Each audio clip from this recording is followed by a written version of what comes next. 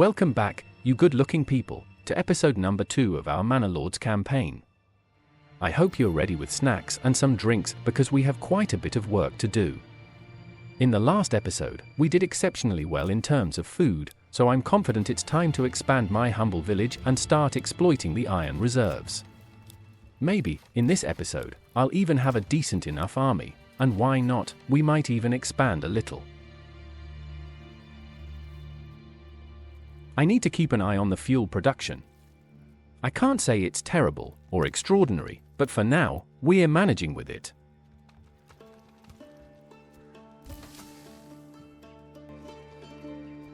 I'm starting by sticking to my strategy of building houses using double burgage plots. Ignore how the house yards look, I'm really trying to make them as unique as possible while not using too much land. I'm going to need a large number of people in the region, both for the iron mines and the production of weapons, tools, and crossbows, as well as for the army I mentioned earlier. Come one, come all. Feast your eyes on our fine selection.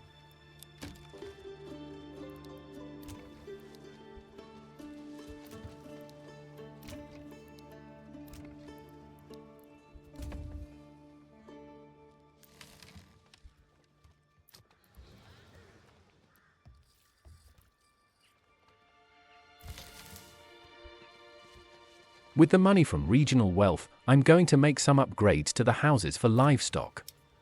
I'm interested in chickens, goats, and pigs, anything that can keep my food reserves up. I might even sell some in the future if I succeed. I would like to start the production of crossbows as soon as possible. For this I need iron parts and planks. I already have the planks, so I'm going to build a blacksmith. I'm just waiting for the house upgrades to be completed, and little by little, we'll start making them.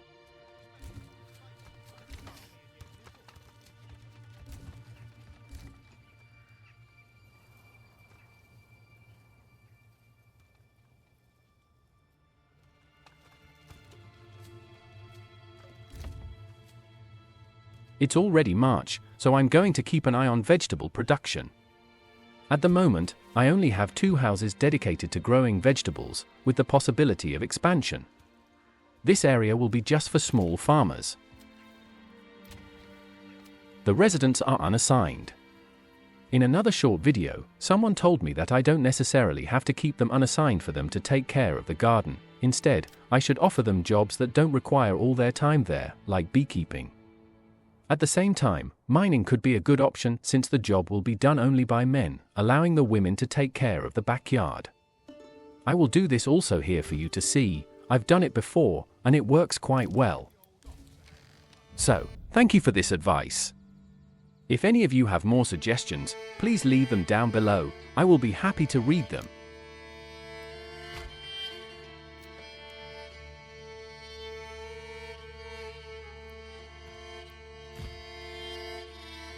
Back to the game now. I've added 2 more future burgage farms, and now it's time to make some more money. I'm going to head to that bandit camp and loot it with my brave 12 spearmen. The Baron is kind enough to send some mercenaries to deal with the bandits, and I'll just take the money and put it to good use.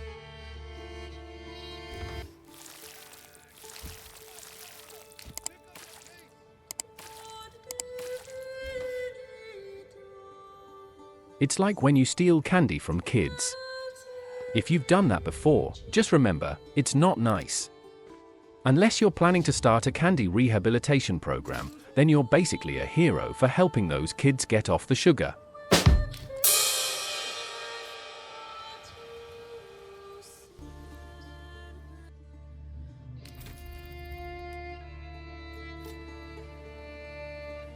Putting this embarrassing moment aside, I want to find a spot for the tavern. I'm interested in reaching level 3 burgage plots as quickly as possible to unlock more development points for deep mining. This way, I'll be able to mine iron infinitely, which means this region has immense potential to become extraordinarily wealthy in terms of regional wealth.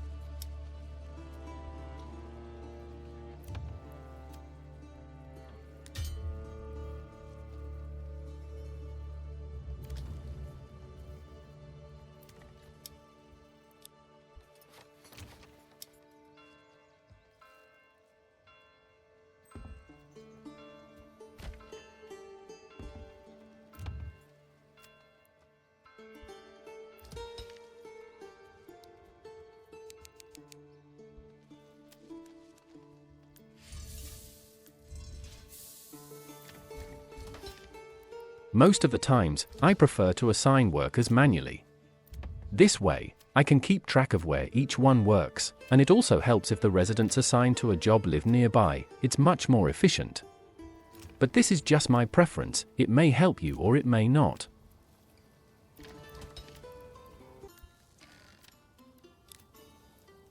I've made another storage facility that I will dedicate to iron ore, iron slabs, and weapons, shields and armor. Being close to the mine and artisans, once I have a little surplus, I will also set up some trading paths. Things are looking good. I'm really happy with what I've done so far. And since I don't have much to do right now, I'll just design the town by adding more burgage plots. Because why not? I think some more houses will look nice around here, plus it will provide extra workers for the mine.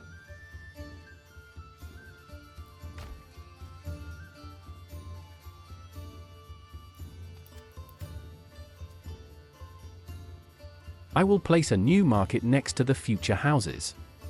I think it would be okay to have a small marketplace, even though I will probably make some changes later on.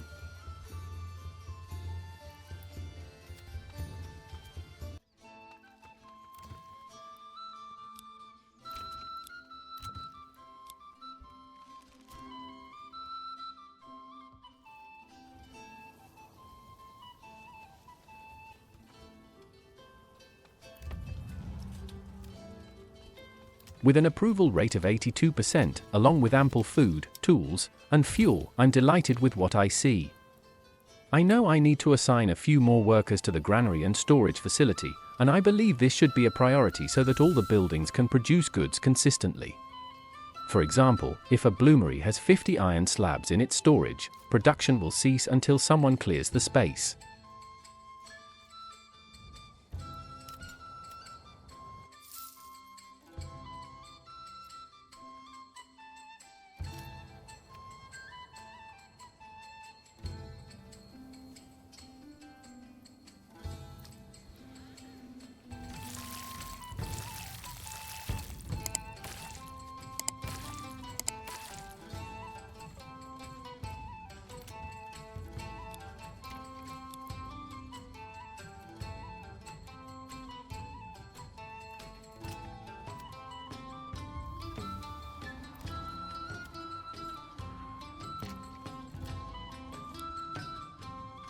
As I've gotten used to from the beginning, I'm having problems with fuel.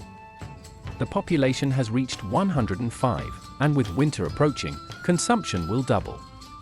Given that I have 10 unassigned families, I will assign 2 to the woodcutter lodge to cover the need for firewood.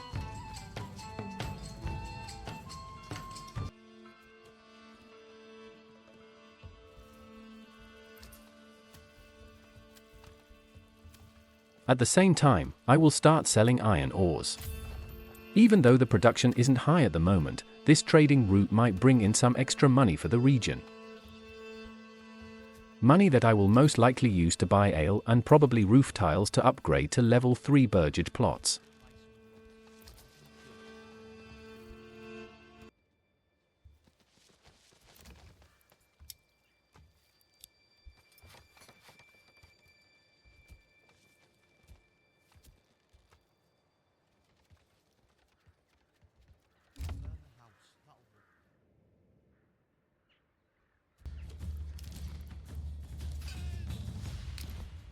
I skipped ahead a bit, as there wasn't much to see. No new constructions, just some house upgrades. Some have reached level 2, if not most of them, and for those that had only one house on the burgage plot, now there are 2. In the meantime, I'm being attacked by bandits. Even though I only have 1 unit of spearmen, I'm lucky to be prepared with 2 units of crossbowmen to provide support.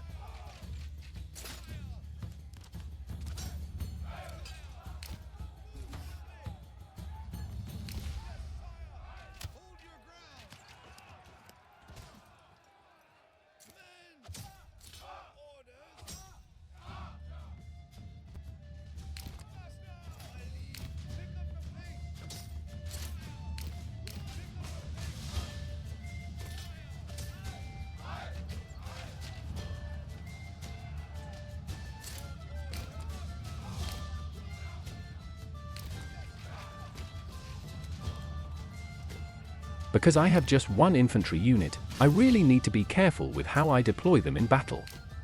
I'm doing my best not to lose any lives here. My crossbows are doing a fantastic job, though it feels a bit like I'm watching a cat chase mice right now. The most important thing is, it's working. Soon, I should get rid of those bandit raiders, and casualties on my side are very low.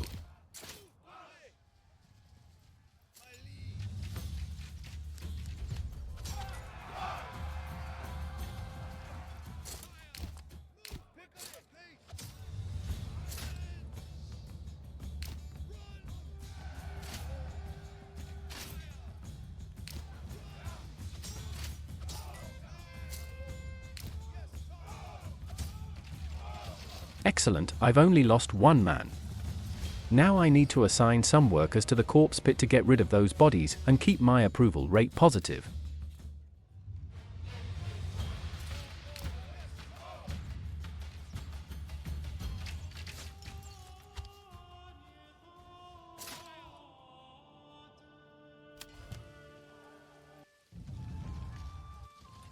Shortly after the fight in my town, I was lucky enough to spot a new bandit camp near my region. You know what that means, right? More money. So, without wasting any time, I've called my small army to arms and will soon be on my way toward them.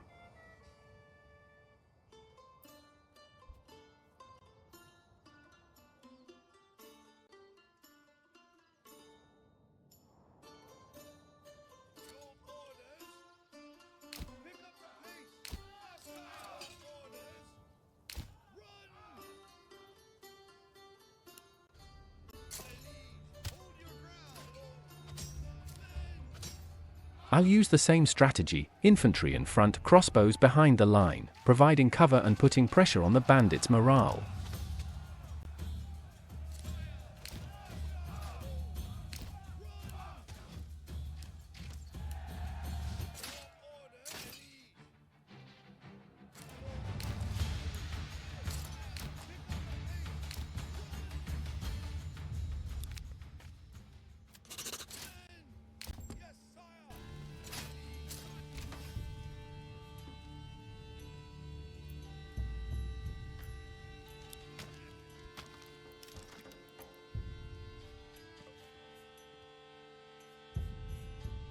Everything is going smoothly. I have a small area with artisans, and now I'm going to start large-scale production of shields. I want to increase my spearman units from 1 to 4. Looking at the bigger picture, I see that I only have a problem with firewood. I can't seem to get the reserve to grow beyond 200 units, so I'm going to try to build a dedicated storage facility for fuel next to the second wood camp. Hopefully, that will be enough for me to build up some fuel reserves.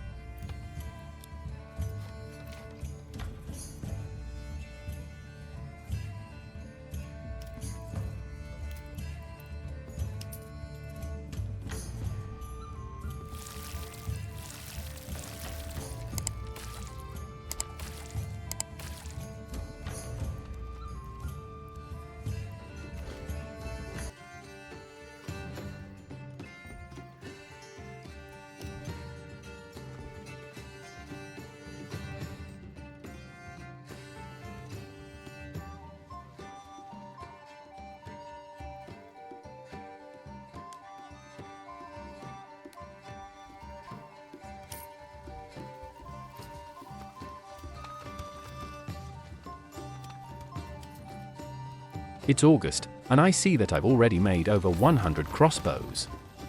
It's not a huge production, considering I currently have only one family producing them, but I'd say it's quite decent. Since I don't need that many, I'm thinking about opening a trade route for them. I still have to keep in mind that there are quite a few products I need to buy, and I've already started receiving some ale. I set a limit of 50 for purchases, and I was initially thinking of buying roof tiles as well, probably around 100 units, but I just remembered that I have clay in my region. So, instead of buying them, I'll start exploiting the area to produce the roof tiles I need for upgrades myself.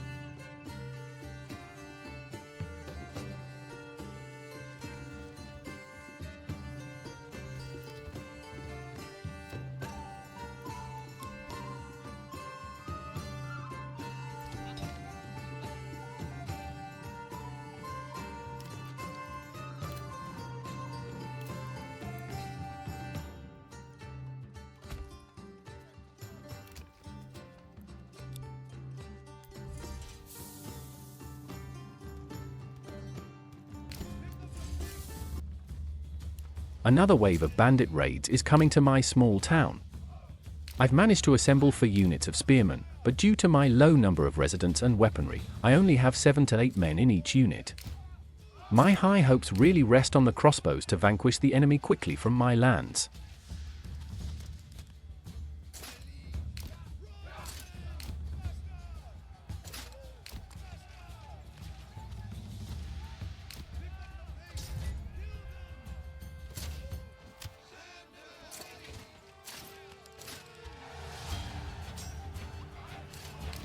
Once again, this shows how effective and deadly the crossbows are from the front, and from the side even more. The ranks of bandits are just melting away in seconds.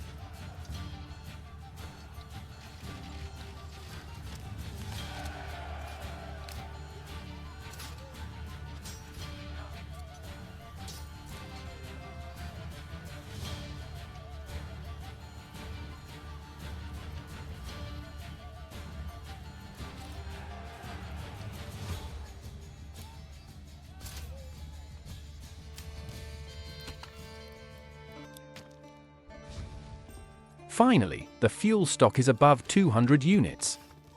The storage facility made for firewood is working well. At the same time, I removed the trading stand option for the workers at the wood camp, which increased my production. I plan to allocate my next development point towards charcoal, which will greatly help with heating the houses and reducing fuel consumption in the town. At the same time, I will upgrade my church, and once that's done, I just need to get ale on the market for my people. By doing this, I will have all the requirements finished to upgrade my burgage plots to level 3.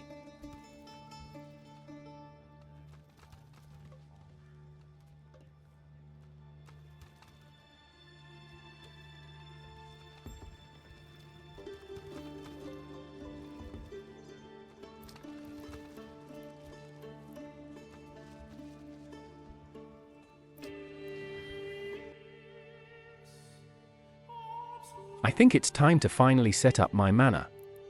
I'll place it on the hill, add a well, and include a small shrine just for decoration purposes. Right now, I don't have enough planks and logs to construct the walls and the gates the way I want, so I'll just focus on the manor, tax office, and the retinue tower.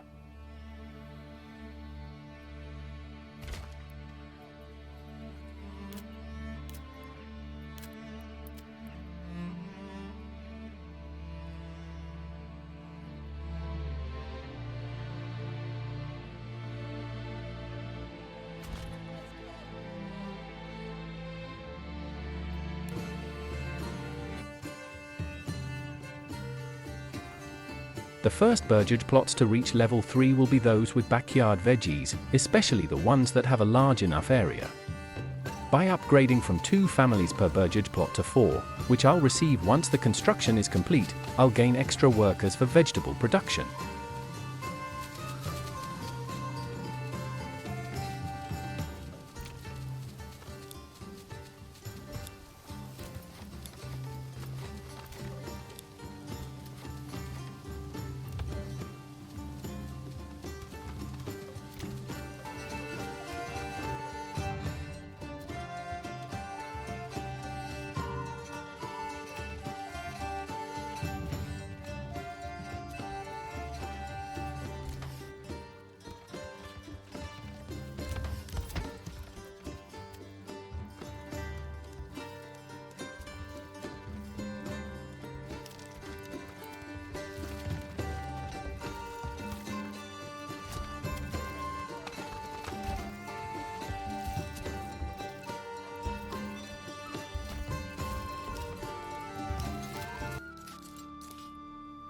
With a population now at 177, I've successfully built up my forces. Each of my 4 spearmen units now has 19 soldiers, and my crossbow unit stands strong with 21 soldiers.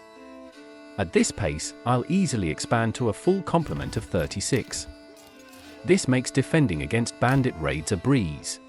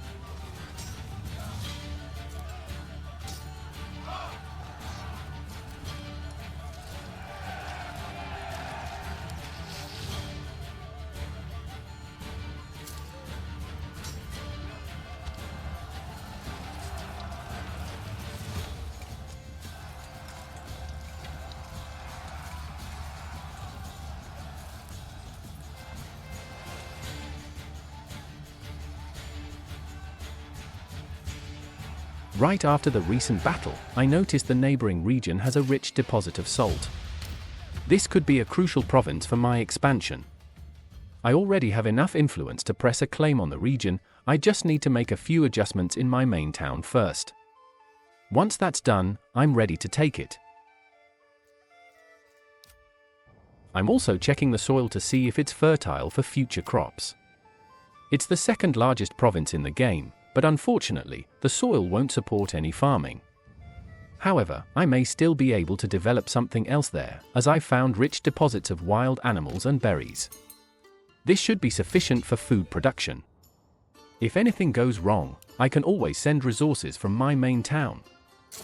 And of course, I'll claim the region right away. Even if I don't develop it immediately, it's much better to have it under my control than risk fighting the Baron for it later. I know I might have to face his army, and mine isn't at 100% strength yet, but there's a chance that if I claim it now, he won't intervene. So, I'll take it now and see how things unfold down the road. Now, with my second to last development point, I'm going to unlock deep mining. After upgrading the mines, I'll be able to extract iron indefinitely. As for the final development point, I'm planning to use it on helmets. It makes more sense to invest in that direction than on anything else right now. We have a new region under control. This will probably be the end of this episode, as I don't want the episodes to be too long. If you'd like to see longer videos in the future, please leave your thoughts in the comments below. If you managed to stick around until the end, I really appreciate it and thank you. See you soon in the next one.